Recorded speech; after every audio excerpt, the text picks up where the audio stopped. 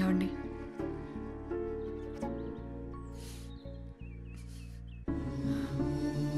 ఏమండి? కాఫీ.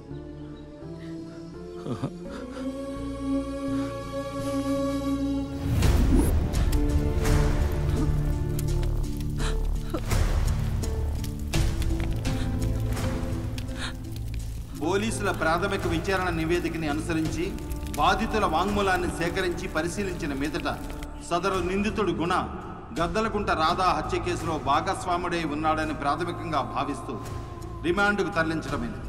వీలైనంత త్వరగా మిగతా నిందితులను పట్టుకోవలసిందిగా, తదుపరి దర్యాప్తు నిర్వహించి పూర్తి స్థాయి నివేదికను అందజేయవలసిందిగా పోలీస్ శాఖను ఆదేశించడమైనది.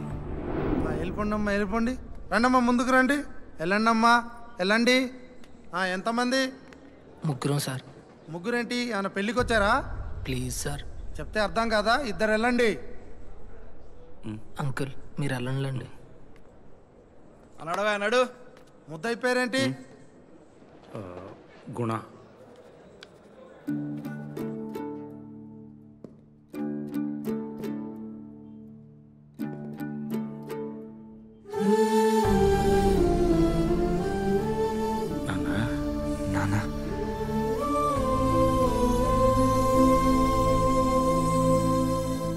సారీ నాన్న. చిచి, నువ్వు మంచి చేయపోయావురా. ఇలా జరుగుతుందని ఎవరనుకున్నారు? నాన్న నాన్న నువ్వేం బాధపడకు. చెల్లి తాను వస్తానన్నదరా. ఇలాంటి ప్లేస్కి ఎందుకని నేనే వద్దన్నాను.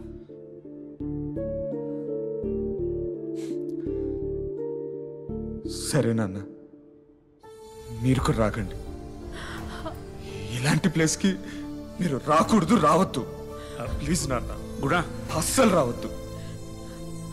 నేనే ఇంటికి వస్తాను. అలా కదరా నాన్న. నేను వచ్చేవరకు మీరు రాకండి. టైం అయిపోయింది, వెళ్ళండి. పదండి, వెళ్ళండి. టైం అయిపోయింది, పదండి, పదండి.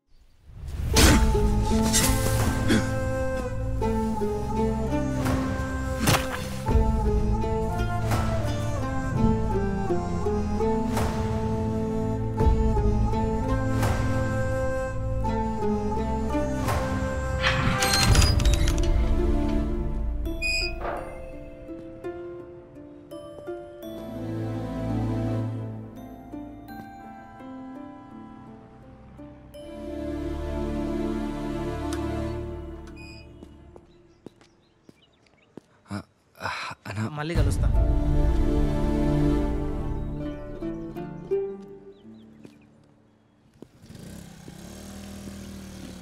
ఇటు జైలు నుంచి వచ్చేసాడా? బాబాయ్ బాగున్నావా? బాగానే ఉన్నారా, కొంచెం పని మీద వెళ్తున్నా, మళ్ళీ కలుస్తా.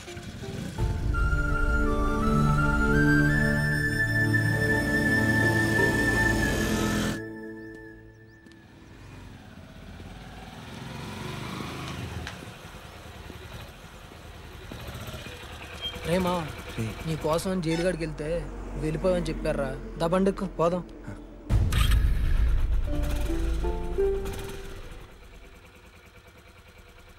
వద్దురా, ఇంతకుముందు కాలనీలో తలెత్తుకొని తిరిగేవాడిని.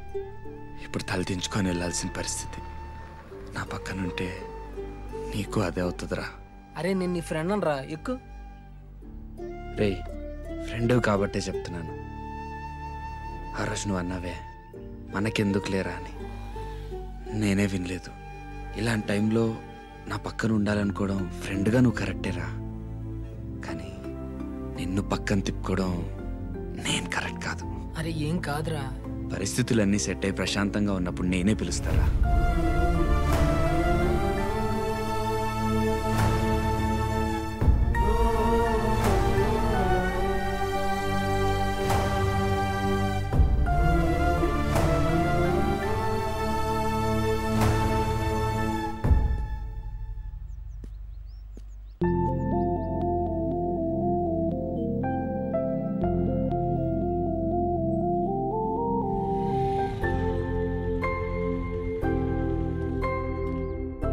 ఏమైంది అలా ఉన్నావు? నిన్నటి నుంచి ఏమైపోయావురా? దీనికేనా? ఫ్యాక్టరీలో వర్క్ ఉండింది, మెసేజ్ చేశా కదా. ఇంత చిన్నదా ఊరికే. నన్ను అంత ఈజీగా తీసుకోకురా. నా చిన్నప్పుడు ఊహ కూడా సరిగ్గా తెలీదు. ఒక్క క్షణం మా అమ్మ పక్కన లేకపోతే ఏడ్చేదానంట. ఇప్పుడు నువ్వు లేకపోతే ఏడుపొస్తుందిరా. సారీ, ఇంకొక్క రోజు కూడా నేను వదిలేసి ఉన్నాను. ఓకేనా? ప్రామిస్. నవ్వు. సరే, మనం రేపు బయటికి వెళ్దామా?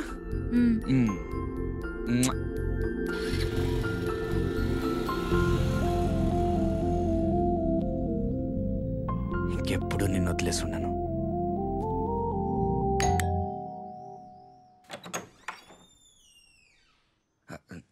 నమస్తే అంకల్. నమస్తే. ఏంటమ్మా? అదే గీతను ఒకసారి కలిసి. తెలుసు కూడా. నా కూతురు నీ గురించి చెప్తూ ఉంటుంది. నువ్వు చాలా మంచివాడివని, నీకు అసలు గొడవలంటే ఇష్టం ఉండదని, యాజ్ ఇట్ ఈజ్ మీలాగే నాన్న గుణ కూడా అని. కానీ మా అమ్మాయి చెప్పిన గుణ ఇప్పుడు నీలో ఉన్నాడా? అది నా తప్పేం లేదని అనుకో. నీ చెల్లికో పెళ్లి సంబంధం వచ్చింది. వాడు నీలాగే జైలుకెళ్ళొచ్చాడు. నువ్వు వాడికి ఇచ్చేస్తావా? అంటే చేస్తావా?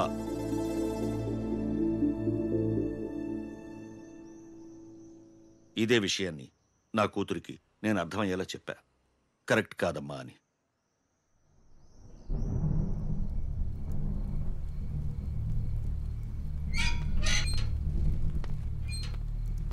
పాలు తాగు. తాగు. ఇదిగో లోపల పెట్టు. గీత, ఏం డల్గా ఉన్నావు? రేపు నేను చూసుకోవడానికి పెళ్లివారు వస్తున్నారు కదా, చూడడానికి చక్కగా ఉండాలా లేదా? పాలు తాగేసి తొందరగా పడుకో. అది కాదు నాన్న. వెళ్ళి పడుకో. మరెందుకు నాన్న? చిన్నప్పటి నుంచి నువ్వు కరెక్ట్, నీ సెలెక్షన్ కరెక్ట్ అని పెంచారు. నాకిప్పుడు ఇది కూడా కరెక్ట్ అనిపిస్తోంది నాన్న. చిన్నప్పటి నుంచి నువ్వు సెలెక్ట్ చేసిన ప్రతి వస్తువు నీకు పర్ఫెక్ట్ అని నాకు అనిపించింది కాబట్టి నేను నీకు అడ్డు చెప్పలేదు. కానీ ఇప్పుడు ఇది కరెక్ట్ అనిపించట్లేదమ్మా. అది గుణాకి తెలియకుండా జరిగిన తప్పు నాన్న. తెలిసి జరిగినా తెలియక జరిగినా తప్పు తప్పే. అయినా ఇవన్నీ కాదు. ఒక పోలీస్ జీప్ వచ్చి ఇంటి ముందు ఆగితే పరువు ఏమవుతుంది, నలుగురు ఏమనుకుంటారని ఆలోచించే సామాన్యమైన మనిషి నేను. అలాంటిది జైలుకి వెళ్ళొచ్చిన ఒకడిని నా ఇంటి అల్లుడిగా చేసుకుంటాను ఎలా అనుకుంటున్నావు? ఏంటి నాన్న నలుగురు నలుగురు అని?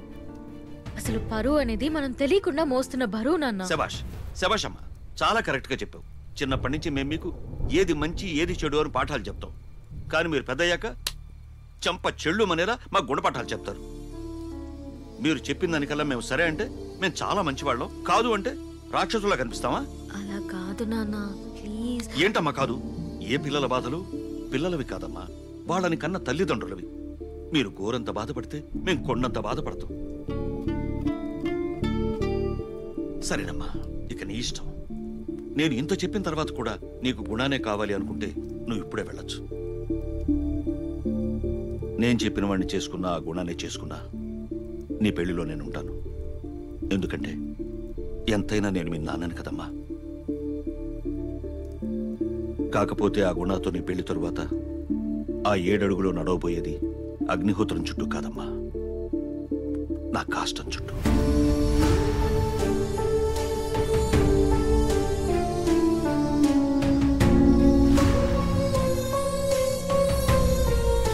మంచి నిర్ణయం తీసుకుందయ్యా నా కూతురుగా నన్ను తక్కువ చేయలేదు, ప్రేమించిన నిన్ను తక్కువ చేయలేదు. నేను మీ కూతుర్ని నాన్న. ఒకరిని ప్రేమించి జీవితాంతం నీతోనే ఉంటానని చెప్పి ఇంకొకరిని చేసుకోలేను.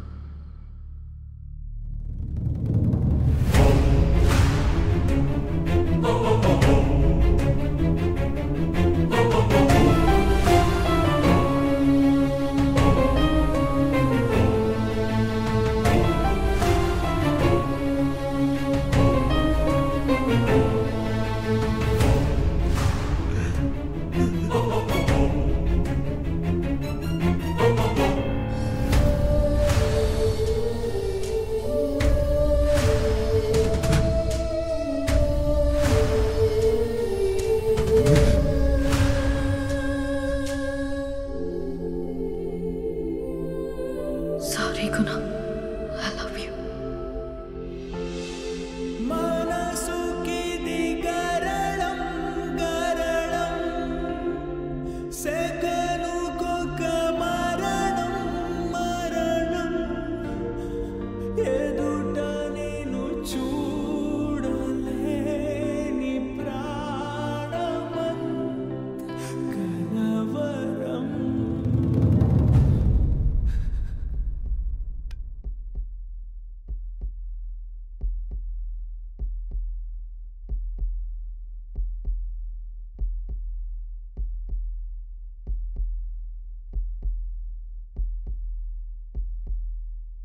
ఇప్పటి వరకు నా లైఫ్లో బెస్ట్ నా ఫ్యామిలీ.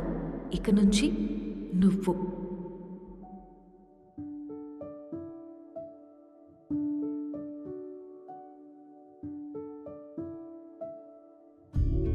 చేజారిపోయేనే గుండెల్లో ప్రాణమే, ఇన్నాళ్ళ ప్రేమలోని కన్నీవే, కన్నీటి సంద్రంలో ముంచేసి వెళ్ళకే,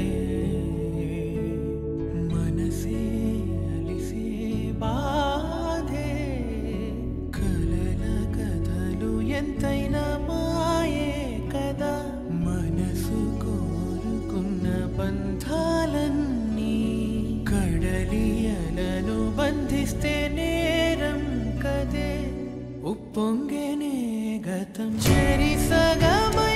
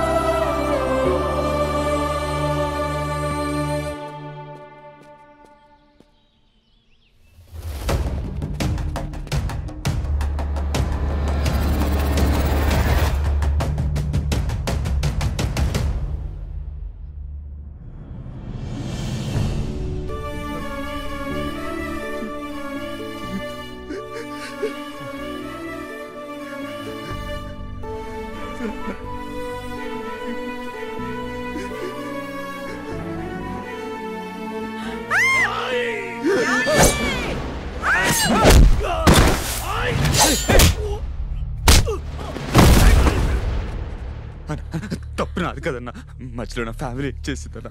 కావాలంటే నన్ను చంపుకుంటారా? ఫ్యామిలీని వదిలేండి. ఫ్యామిలీని వదిలేయాలా? మా అన్న చనిపోయినప్పుడు మాకు కలిగిన బాధ నీకు కలగాలి కదా. వద్దని చెప్తున్నా కదా.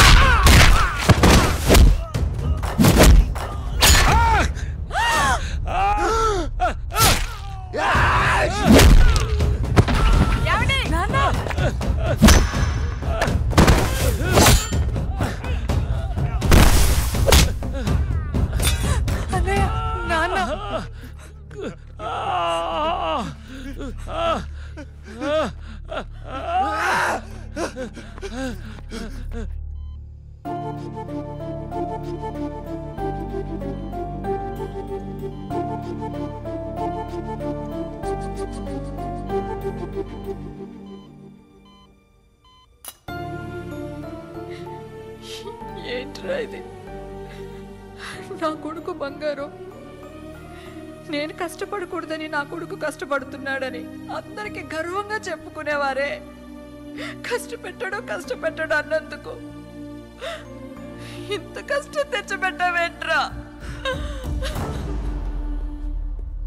1 hour అబ్జర్వేషన్లో ఉంచండి. Okay doctor. డాక్టర్ గారు, ఏం పర్లేదమ్మా, హ్యాండ్ తెగింది కదా, దాంతో నెర్వ్స్కి కొంచెం ప్రాబ్లం అయింది. 3 monthsలో సెట్ అయిపోతుంది. Now he's all right. Evening రూమ్కి షిఫ్ట్ చేస్తున్నాం. డాక్టర్ గారు ఒకసారి వెళ్ళి చూసి రావచ్చా? ఎవరో ఒక్కరు వెళ్ళి చూడండి. నర్స్, ఆ మెడిసిన్ స్లిప్ ఇవ్వండి. Okay sir. నువ్వే వెళ్ళి చూసిరా.